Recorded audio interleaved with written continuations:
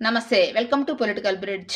చంద్రబాబు నాయుడు గారు ఆంధ్రజ్యోతి వాళ్ళకి విశాఖపట్నంలో భూములను కేటాయిస్తున్నారు ఉచితంగా. ఇదేమైనా ఫార్చ్యూన్ 500 కంపెనీలో ఏమన్నా ఉందా? దీనికెందుకు భూములను కేటాయిస్తున్నారు అని వైసీపీ వాళ్ళు విమర్శలు చేస్తున్నారు. ఒకసారి ఈ భూమి కేటాయింపుల్లో నిజమేంటంటే 2017లోనే ఆమోద పబ్లికేషన్స్ అంటే ఆంధ్రజ్యోతి వాళ్ళు విశాఖపట్నంలోని పరదేశీపాలెంలో 1.5 ఎకరా భూమి కొనుగోలు చేశారు.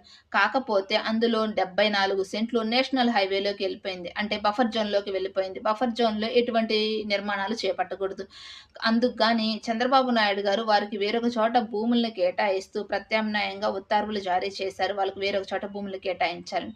కాకపోతే 2020లో జగన్మోహన్ రెడ్డి గారు అధికారంలో ఉన్న సమయంలో ఆ ఉత్తర్వుల్ని రద్దు చేస్తూ భూమి కేటాయింపులను కూడా రద్దు చేశారు వారికి. అయితే ఆంధ్రజ్యోతి వాళ్ళు జగన్మోహన్ రెడ్డి గారిపై లీగల్ ఫైట్ చేశారు హైకోర్టులో. దీనికి గాను హైకోర్టు కూడా ఆ భూమి కేటాయింపుల రద్దు విషయం అన్యాయం అని చెప్పేసి 2024 నవంబర్‌లో వారికి భూములు కేటాయించాల్సిందిగా ఇప్పటి కూటమి ప్రభుత్వానికి ఆదేశాలు జారీ చేసింది.